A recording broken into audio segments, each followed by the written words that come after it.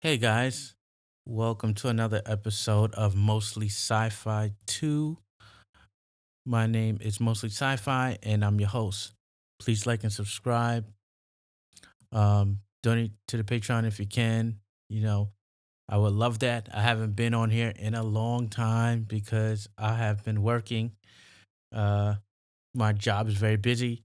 So whenever I get time, I try to come back and do, some videos for this channel because I do not want it to die. All right, and I'm probably gonna do another aliens novel chapter 17. So I'm probably gonna be doing that soon. I think it's Alien. Let me see. It's been so long. Alien. I think it's Hive or something like that. Well, anyway, it's the complete Alien omnibus. So I'm on chapter 16. So I'm gonna be finishing with that. I'm gonna try to finish it before I go back to work. I got 2 months, kind of just to kind of get my things together and all that before I have to go to work. Okay, so 2 months. I'm gonna try to do as much as I can on this channel to get it back up and running. I know I've promised a lot and haven't delivered a lot. Anyway, so today we're gonna talk about and analyze Bug Hunt again. One of the stories, Chance Encounter by Paul Kupperberg. So this is going to be the last alien story that I'm going to analyze from Aliens Bug Hunt. Okay, so this altogether it will be like four stories that I analyzed that happen to be four of my favorite out of I think like 16 or 17 stories. Don't quote me on that. You can count them yourself. But this is going to be the fourth and the last story I'm going to analyze, and we're going to listen to it, and then we do some analyzation. So let's get into it. Chance Encounter by Paul Kupperberg. Double or nothing, they don't get the tub off the ground before the next shift, London said. No bet, Gilmore said, only half paying attention to her EVA companion.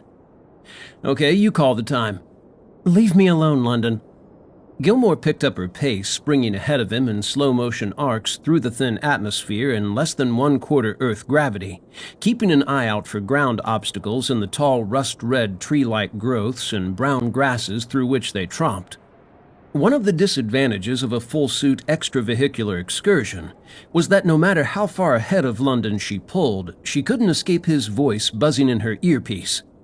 And listening to London was a waste of time.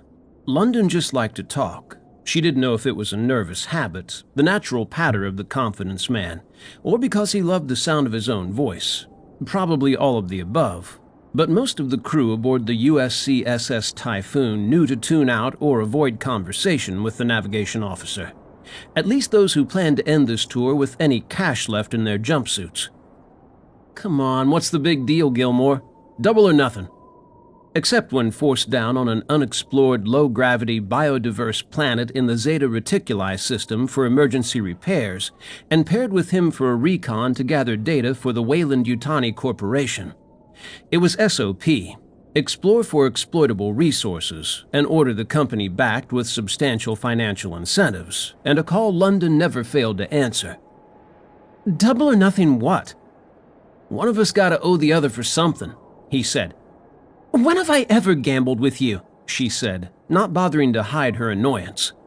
London thought about it. Never, he said. Whatever, just trying to keep things interesting. Thanks, but this is interesting enough for me. Gilmore came to a stop at the edge of the pale grassy plain. Ahead, the grasses began to give way to a forest of impossibly tall, thin trees that rose even more impossibly high through the crystal-clear air into the cloudless sky. She checked the sensor pad strapped to the forearm of her suit. Lines of many colors rose and fell, and numbers flitted across the screen as the device measured and recorded every sort of environmental and atmospheric condition.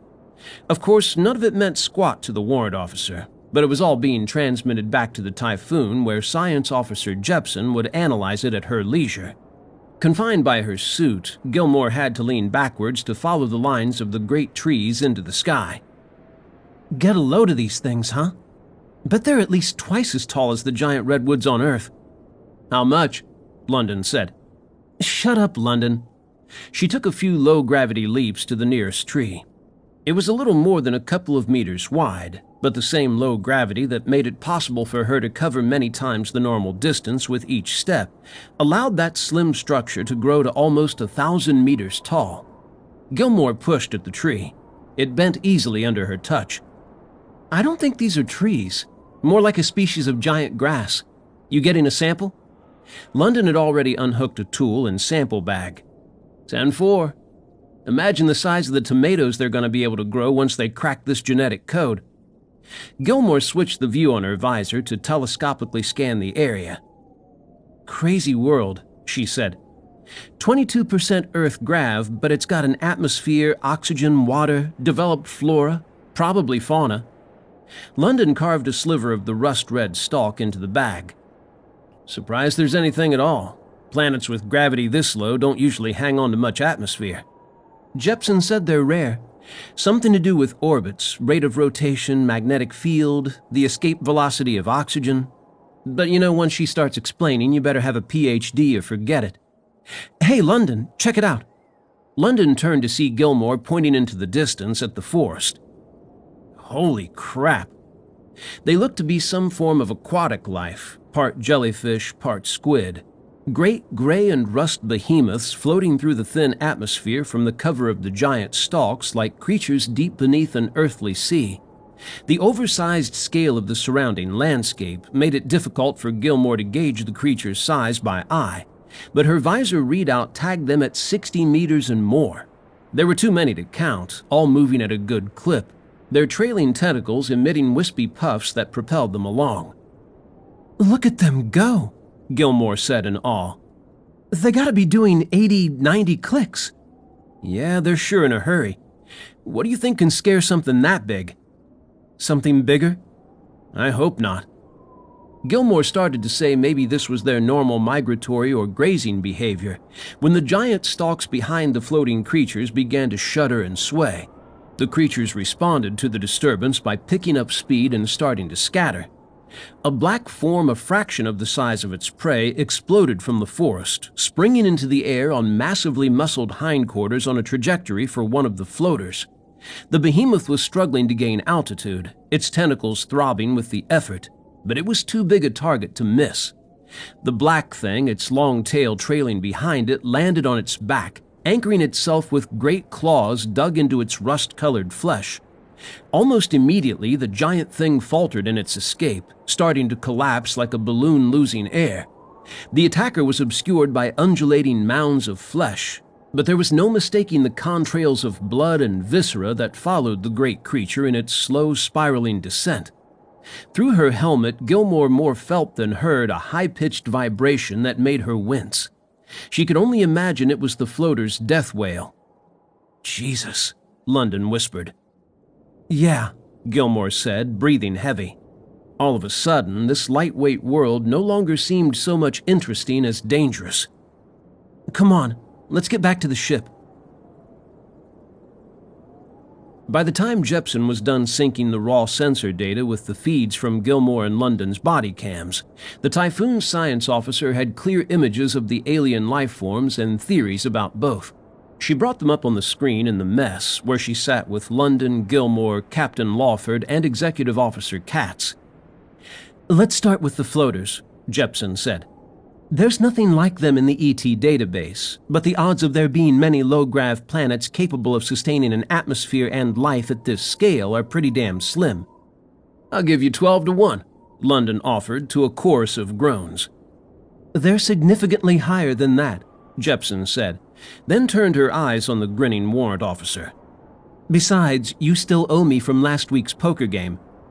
I'll pretend I didn't hear that, the captain said. I've worked out their mass, specific gravity, and I have some educated guesses on their chemistry, means of propulsion, etc. Nothing about the floater's physiognomy suggests they're in any way aggressive. In fact, everything points to a species that evolved in a relatively benign environment, with no need to develop defensive capabilities. I suppose the low gravity favors the lighter, weaker species against an aggressor species with what one would assume would be a necessarily heavier structure to support its biological armaments. Genetically speaking, it's, Jepson said, starting to wander off down a speculative path before the captain brought her back on point by saying, "You say the floaters evolved without any natural enemies. What do you call the thing that attacked one of them?" "An alien," the science officer said.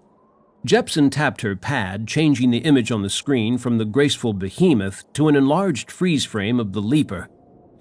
"It's big by our standards, anywhere from 5 to 7 meters, but tiny in comparison to the floaters, and 99% certainly not native to this planet." London whistled. "Man, the odds just keep getting better, don't they?" "Where did it come from? How did it get here?" Kat said. Jepson shrugged. "Beats me. Tissue samples would go a long way to answering that."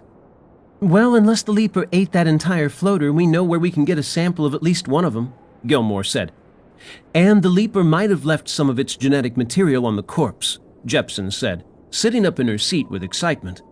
Engineer's mate Knutson stuck his head through the hatch and said, "Got a message coming in on the company comm, boss. Scrambled and urgent." "What the hell do they want now?" Lawford grumbled as she pushed back her seat. "Hell if I know," Knutson said and was gone. Lawford followed. 2 hours later, Gilmore and London were once again suited up and hopping over the rusty landscape. This time they carried assault rifles and were followed by the similarly armed XO and science officer. Lawford had returned to the mess from taking the comm with deep frown lines creasing her forehead and said to the crew, "Jepson's preliminary reports got the company all excited. We must have stumbled across something because I've been ordered to bring back a Leaper specimen, dead or alive, at, quote, any reasonable cost, unquote." "I don't like the sound of that," Kat said. "Then you're going to like this even less. The order's accompanied by a warning to approach the Leapers with extreme caution." "Now that sounds like a job that ought to come with a nice fat juicy bonus," London said with a grin. Lawford nodded. "Then count me in," he said. "You're already in. So is Gilmore. Katz and Jepson, you go too. And everybody goes armed. It worries me when even the company's nervous about what they're sending us into." Gilmore and London retraced their steps to the edge of the plain of high grass that fed into the forest of giant stalks. The hike was little different than their first across the alien landscape, except for the weapons in their hands and the nervous awareness that they might have to use them. "Keep your eyes open," Gilmore said. She pointed east. "The floater was brought down less than a click from here. The Leaper might still be in the area." "I'm getting a thermal on the downed floater," Jepson confirmed. "Going to take a good long time for that giant to cool down." "Anything on the Leaper?" Kat said. "Can't tell. I'm getting all kinds of bio readings, but I think most of them are from the floater. It's taking a long time to die, but it's really all just a lot of data noise if I don't know what I'm looking for."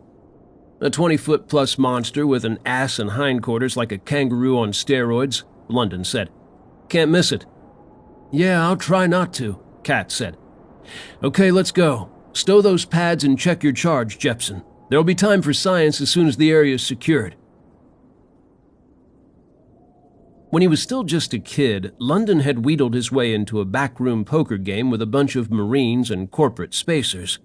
He was already a pretty good player, and he had enough in his stash to last him through as many hands as it took to get the feel of the table. So he kept his mouth shut and his eyes open. Most of the guys were strictly amateur, easy enough to take, but usually only for small change. The one real player at the table was a grizzled Marine named Klonsky. He played like he didn't give a damn. He kept up a running commentary and a stream of joking patter, hardly bothering to glance at his cards or the growing pile of cash in front of him. London played it cool, losing a little more than he won and throwing a few hands to come off as just another casual player, biding his time until he had the cards in his hand to make his move. It came in a game of Hold'em, and while Klonsky blathered on, London built a beautiful hand, A surefire winner that got better and better as the pot grew bigger and bigger, until every cent he had was on the table. But when they laid down their cards, Klonsky had him beat. "Fortune favors the bold, kid," Klonsky said with a wink and a grin, and London watched his former stake disappear into the other man's pile of cash. Much to his surprise, he wasn't the least bit angry or resentful. It had cost him everything, but it was worth it to find out just how much he had to learn. London walked away from the encounter poorer but wiser, and wearing his own version of Klonsky's personality, an ill-fitting suit that he gradually tailored to fit himself.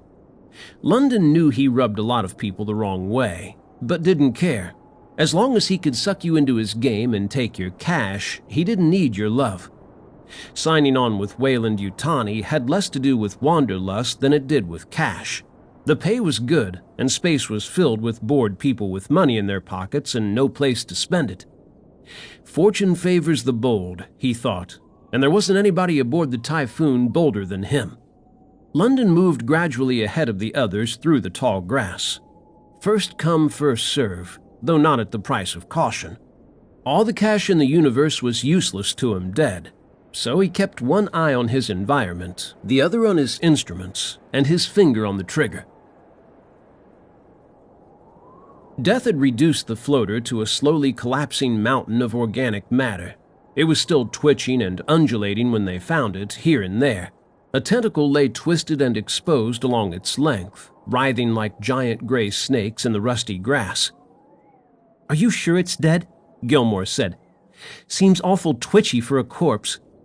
"As sure as I can be without a normal biometric to compare it against," Jepson said. "As far as I can tell, this thing's got at least 4 hearts, 3 brains, and what I'm willing to bet is at least 6 separate nervous systems." "Is it safe to approach?" Katz said. "I think so," Jepson said. "You think so? That fills me with confidence," Gilmore said. "It's fine, wise ass," Jepson said. "Just don't forget there's a third life form on the loose somewhere nearby."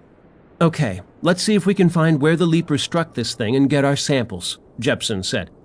"Stay in visual contact with one another at all times," Katz said, looking around. "Where's London?" Gilmore pointed to a spot a dozen meters closer to the forest of giant stalks. "I just saw him, right over there." Katz cursed and called the warrant officer's name a few more times. There was no answer. While the rest of them took their readings and poked cautiously at the body with sticks, London gave himself a running start and hopped onto the floater. It was like trying to grab hold of a rubber sheet in the rain, but London managed to scramble awkwardly up onto the creature and find his footing. London grinned as he listened to his shipmate's speculative chatter over the radio. By the time they decided to do anything, he'd be back, with the bonus already as good as in his pocket. The floater was headed due north in its flight from the leaper, so the spot they were looking for would be on its south end. What was so complicated? As it turned out, not complicated at all. Within minutes, London saw ahead of him the massive, ugly trench torn in the sea of rust-colored flesh. Its edges were graying and oozing, splayed open to reveal a yawning cavern of hideously mottled and visibly decaying organic matter. London's stomach churned at the sight, and for a second he thought he was going to lose his lunch, but he shut his eyes and thought of the reward, choking down his nausea and getting to work. He filled some bags with samples of flesh and viscera from the wound, but the money was in specimens from the leaper. He searched the wound carefully for anything that the striking predator might have shed. He heard Katz calling his name on his headset, but he ignored it and went on with his search. Let them wait a few more minutes. He'd claim a radio glitch, and none of the others had to be the wiser. "Answer me, London!" Katz's voice crackled in his ear, and then his radio did glitch, the voice hissing into static and the static stretching into a high-pitched whine that made London wince in pain. It was followed by a leaper exploding from the floater's wound and rising high into the air, its shadow falling across the stunned warrant officer before the creature began to descend on him. Gilmore grabbed at her helmet as though trying to cover her ears when the feedback squealed through her headset. The sound made her weak at the knees, and she found herself starting to twist and slowly fall. The low grav made her motions almost balletic, and as she turned to sink into the grass, she saw rising above the floater the great form of the leaper, a thing of darkness and sinew and sharp-edged claws and fangs. "Incoming!" she screamed, but even she couldn't hear herself over the leaper's call. The black thing was coming down on top of him. As London tried to scramble out from beneath it, he lost his footing on the rubbery flesh and fell. He was just able to wrap one gloved hand around the barrel of his rifle, which he had put down while he collected his samples, before tumbling down the floater's flank like a rock in an avalanche. He hit the ground as the leaper landed where he had just stood, and then bounced, as if on a trampoline, to follow its prey.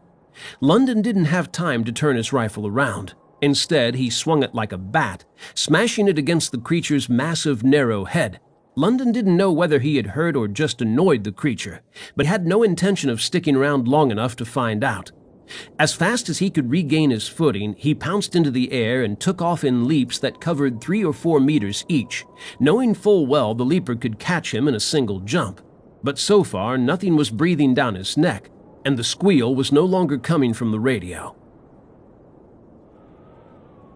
The realization that she hadn't adequately thought this situation through struck Jepson like a punch to the gut.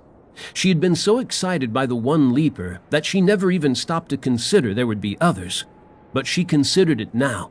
They were bursting through the floater's flesh, 4, 5, 6, and more of them.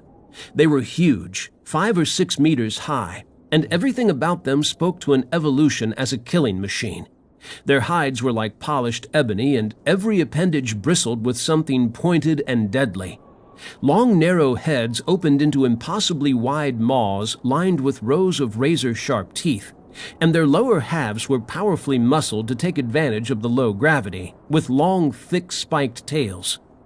Gilmore was staggered by the screech, her finger tightening reflexively on the trigger. The laser blast scorched the ground as she struggled to gain control of her muscles. The scream was rippling through her, making it difficult to think, much less take aim.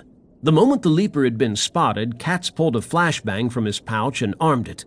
If it was a choice between getting the company its leaper samples or blowing every last one of the ugly bastards to smithereens to save their asses, Katz knew which way he was going. He tossed the flashbang underhand, floating it right into 3 of the monsters who were converging on him. As it left his hand, their scream ripped through his head, and he tried screaming loud enough to drown it out so he could get his rifle up and pull the trigger. The concussive went off with a blinding light and deafening force enough to make the thin air ripple, spreading a cloud of gray smoke all around them. Katz couldn't see through the smoke what, if any, damage he had inflicted, but the explosion seemed to have stopped the scream, at least for the moment. Then London's voice came screaming over his static-filled headset. "Heads up! I'm coming in, and I ain't alone!" He wished to hell he had more than 3 of the little canisters left in his pouch. 2 after he used one to repel a quartet of leapers that were coming for Gilmore, and then down to 1 after they linked up with Jepson.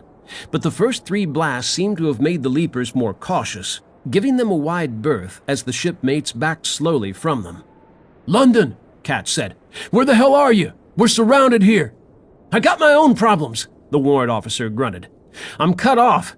I'm going to take cover in the forest." Jepson consulted the pad on her forearm. "Keep your transponder on so I can track you, London." "Roger that. I'll try to find an observation post so I can—" "Uh-oh. Shit!" they heard, but the scream started up again and washed the rest of his words away in static. All of a sudden, the world was spinning and London didn't know which way was up. Something had hold of his leg and he was being dangled like a rag doll high into the sky, the rusty landscape whizzing by over his head. Then the sky and ground disappeared and the world turned dark, and he was being battered on all sides before plummeting into deepening darkness. The leaper landed smoothly on the forest floor, its powerful legs flexing to absorb the impact. It dropped London and he tumbled to the loamy ground with a groan. He lay as he fell, face up, catching his breath after his dizzying ride. The creature stood over him, crouched on massive haunches and cocked its head as though listening. London tried to catch his breath, his eyes never leaving the leaper. He had been turned around and was deep enough in the forest to have no idea which way was out. He still had his sidearm in its holster, but this monster didn't look like it would be much bothered by a few slugs. He tried his radio, whispering through clenched teeth, but he only got a few words out before the electronic squeal obliterated his message. To add to his problem, the alarm on his oxygen supply was trilling a 30-minute warning. After that, he was down to a 10-minute emergency tank. The Leaper turned its dead, empty face to him. Talk about long odds, he thought. Son of a bitch. I think they're herding us into the forest, Kat said, slowly sweeping the barrel of his rifle across the wall of alien creatures surrounding them and forcing them back towards the forest of giant stalks. The Typhoon's not answering our distress call, Gilmore said. They can't hear it, Jepson said, speaking fast through her fear. It's the Leaper. I think the floaters communicate using some sort of sonar, like whales. The Leapers disrupt it with a counter-frequency to confuse their prey. Our radios operate close enough to the floater's frequency to be affected. I've switched suit-to-suit comm over to another band, but it's only effective in close proximity. I don't think that's going to be an issue, Kat said. So here's the way I see our options. We try and shoot our way out now, and they kill us here. Or we let them hurt us wherever, and they kill us there. London's voice cut briefly into the comm, saying one of them had grabbed him, but he was okay, before the shrill scream obliterated the rest of his message. Jepson gasped. He's alive. I guess if anyone's going to beat the odds, it's him, Gilmore said. They were on the move again, the Leaper dragging London by his leg through the dark forest. The company assured crews that their EVA suits were made to stand up to any conditions, but he doubted being dragged by giant clawed aliens had been included in their testing protocols. Do or die, he thought. More likely do and die, but anything had to be better than being a pull toy for this nightmare. He reached for his sidearm, but didn't dare draw it while he was being jostled about. It was the only weapon he had, and he couldn't risk dropping it. He didn't have long to wait. The Leaper pushed past a giant stalk and into a clearing. London's heart sank. A floater had been brought crashing down in the forest, its massive carcass flattening the surrounding vegetation and serving as the hive for a colony of Leapers. London couldn't tell how long the floater had been dead, but from the look of the gray, rotting flesh, it had been a while. London's stomach churned and he licked dry lips. No matter how he ran the game, he couldn't come up with a winning hand. He was outnumbered, and even with a good head start, one of these things could bring him to the ground with a few good leaps. He might be able to take a few of them down before they got him, but so what? He was starting to think it might be smarter just to turn the gun on himself and get it over with. London, do you hear me? Gilmore's voice crackled in his ear, half static and breaking up. He winced in anticipation of the answering squeal, but it didn't come. Gilmore? You guys okay? You reading me? He said, his heart starting to pound even harder. The response was garbled, but the signal was improving by the second. They were still alive, but the Leapers were herding them deeper into the forest. From the strengthening radio signal, they were headed his way. That was the good news. The bad was, the Leaper once again grabbed him by the leg and began dragging him towards the gaping, rotting cavern of Leaper flesh. If you're going to ride in to save my sorry ass, now would be a good time, he said, his voice hoarse. He pulled his gun. Fast as we can, Kat said. I think I'm going to have to start shooting, man, he said, talking just to talk and to hear another human respond. Still have your rifle? Gilmore asked. Negative. Broke it on one of their heads. All I got's my sidearm. Okay, hang tight, Jepson said, sounding out of breath. From your signal strength, I think we're close. I ain't the one dealing this hand, he said. Crap. Okay, we're inside. Double time it, will you? Inside the floater was a world of deep shadows and even darker shapes, moving through corridors and chambers of deteriorating flesh hanging from cathedral-high vaults of bone. He was being dragged through a thick, slimy sludge of rotted organic matter. Waiting on an update here, he said. Shut up, London. Gilmore's voice came crystal clear through his headset, and it was tense with suppressed panic. We're here. There's got to be 50 of them out here. And even more inside with me. Anybody got any ideas? Just one, Katz said. The first mate raised his rifle and said, "Fire!" And then he did, making a slow, wide, sweeping arc with the laser through a clutch of leapers. The creatures' mouths opened wide. Dripping secondary maws of deadly teeth protruded from their jaws as their bodies exploded into black and green bursts of flesh and acid blood. "Look at him light up!" Gilmore shouted and started shooting. Jepson added to the chaos as the surviving leapers erupted into a frenzied panic, like a nest of grasshoppers with a lighted match thrown into it. "Unbelievable," Jepson said with a gasp. "Aim for their bodies. The heads and limbs are armored, but the rest are easy targets." The leapers suddenly let London drop into the slime and turned to hop back the way they had just come. Then the rest of the leapers moving around in the dark were also racing for the exit. Rolling onto his stomach and then pushing himself onto one knee, London raised his gun and fired at the closest dark shape. Its body seemed to shatter and it collapsed. "Bingo!" he shouted and clambered awkwardly to his feet on the slimy surface. Just for the hell of it, he popped off 2 more of the bastards, then turned to make sure nothing was about to land on him in the dark. That's when he saw the nest.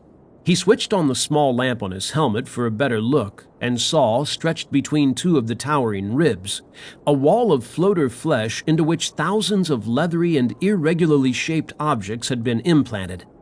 He knew he should just get the hell out of there, but before he did, there was one thing he had to do. Katz was holding the remaining flashbang in reserve, waiting to regroup with London for use to help cover their getaway. The leapers obviously weren't accustomed to resistance, and the carnage the landing crew was inflicting on them was enormous. But there was still enough of them that if the leapers decided to rush them en masse, they wouldn't have stood a chance. The first mate was almost sorry he had allowed the thought to enter his mind, because the moment it did, the leapers' behavior began to change, almost as though they were adapting their tactics to this new lethal opponent. They were spreading out, widening the distances between themselves, creating scores of individual harder-to-hit targets, tightening the circle around them. "London!" he shouted. "I'm coming, boss," London said, "and I'm planning on leaving things hot behind me." "Explain!" Katz snapped. London grinned, moving as fast as he could across the slick, slimy surface. "I got a backup oxygen tank and a gun. You do the math." A dark shape swept across his path. He lost his footing in the slime, but threw himself headlong toward the exit, sliding across the ground like a sled on ice under the shape and out into the open. "Heads up!" he shouted, using the low gravity to push himself to his feet. The others were back to back, eyes on the surrounding leapers. London had already disconnected the small oxygen cylinder tucked into a pocket on his chest, and now he gently tossed it into the entrance. He took aim and fired, and missed with his first shot, and with his second. The third was even wider off the mark. "Geez, London!" Gilmore snapped. "Out of the way!" A couple of hops brought her to London. She raised her rifle and fanned the beam across the canister until she homed in on it and blasted away. The leapers started to move.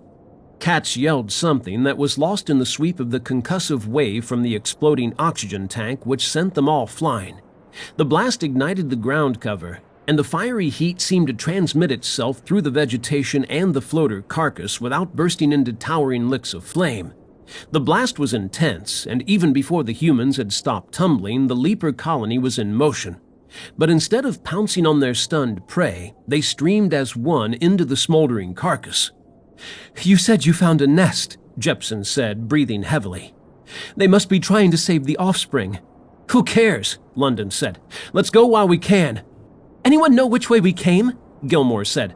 "I do," Katz said. "I used to be a Boy Scout. I marked our trail." London looked at him.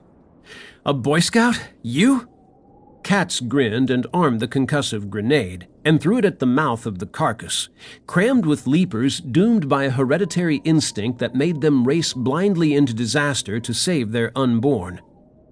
"I said used to be," he said. The grenade went off, and in the billowing smoke, the crew of the Typhoon slipped away into the forest. As the repaired Typhoon climbed into the sky, the crew could see the smoke billowing from the forest of giant stalks. Infrared imaging showed that the conflagration had spread almost 3 kilometers from its starting point, but seemed to be dying of its own accord. Jepson started to explain how the combination of low atmospheric pressure and certain flammable elements enabled the heat to burn without flames, but everybody was suddenly tired and headed off to bed.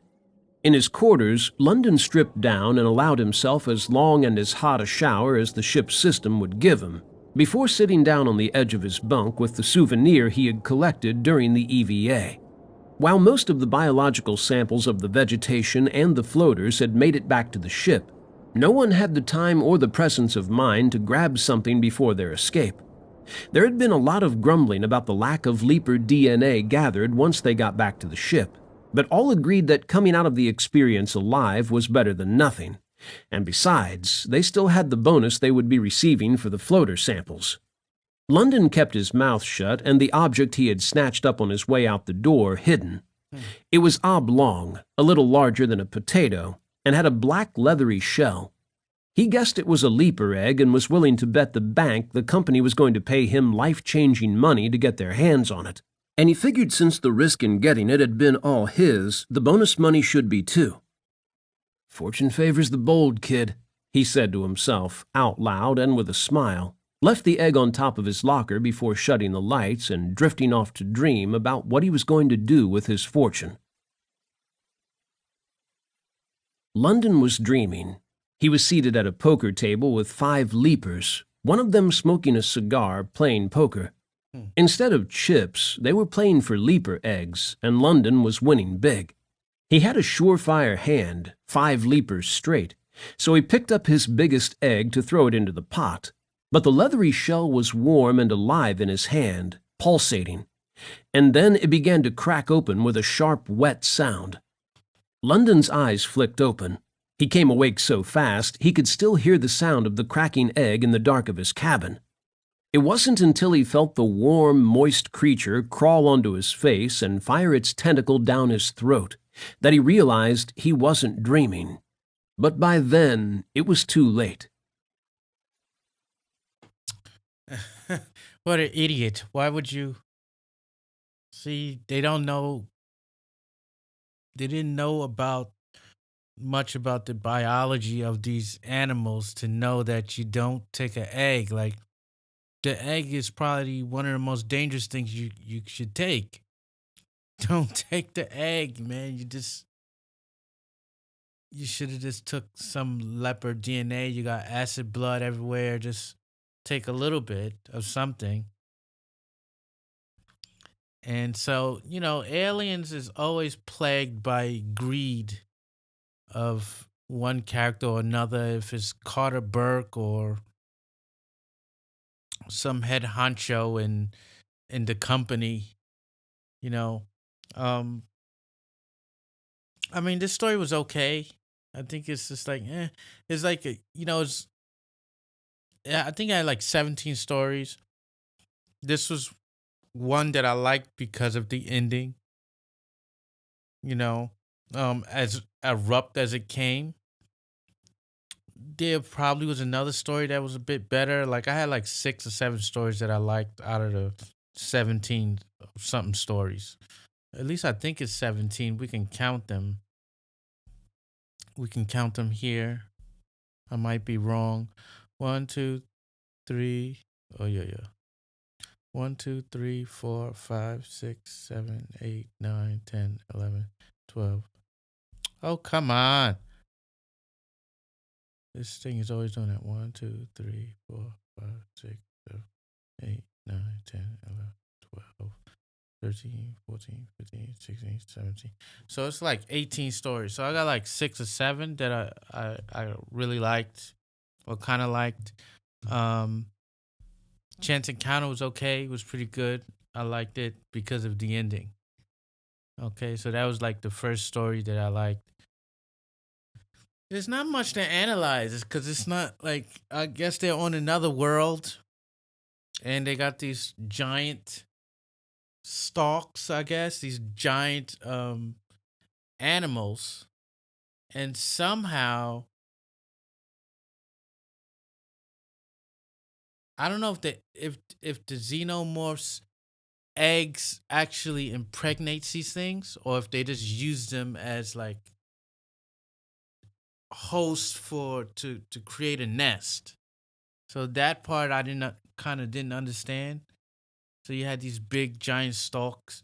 Are they being used? Or is the face hugger like I would think that the face hugger is so small that how could it get its tentacles or the what do you call that proboscis into something that huge? You know, because there's certain animals that the face hugger cannot. It would be kind of hard to impregnate. Like, say for instance, like a turtle, and you see how a turtle is like kind of the mouth is like outward, and it's just a long head. Like, how does a face hugger with its, you know, how it jumps on people and it has to like hook onto something? How could it be able to hook onto something that's long like a finger? Maybe like this it can, right? But like this, how can it do it? It's just not natural. But then again, they these kind of face huggers or this kind of the egg or what have you has been bred to survive. So maybe it could find a way. I don't know. I mean I liked it. It was okay. It's not the best story. What do you think about this story? We're gonna be moving on to Predator if it bleeds. So I have like two or three stories that I like from there. And I'll be reading Aliens Harvest. And in a few days, I'll be uploading those things. So stay tuned. And this is mostly sci fi. Well, mostly.